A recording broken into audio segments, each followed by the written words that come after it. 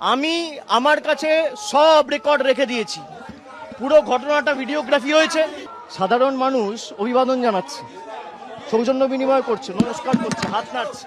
আর বিজেপির কজন গুন্ডা আমাদের দলের দীর্ঘদিনের সহকর্মী, সোশ্যাল মিডিয়ার অ্যাক্টিভ কর্মী, ওর বাড়িতে আমি এসেছি বাবার সাথে দেখা করতে, পরিবারের লোকেদের সাথে দেখা করতে। আমি দেখা করতে পারবো না, বহিরাগতদের পারমিশন নিয়ে আসতে হবে। এই বাংলার গণতন্ত্রের নমুনা। জামা প্যান্ট কাপড় জামা, মহিলাদের জামা কাপড় ছেড়ে দেওয়া হয়েছে।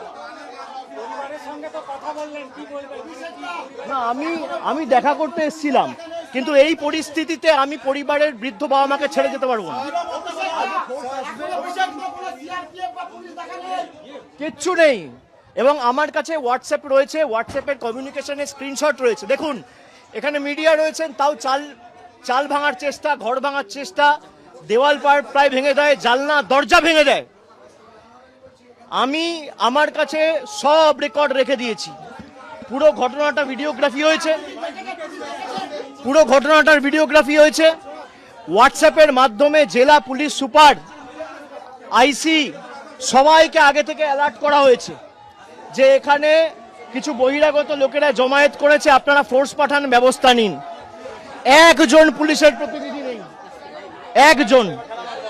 আমরা ভয় পাওয়ার লোক নই।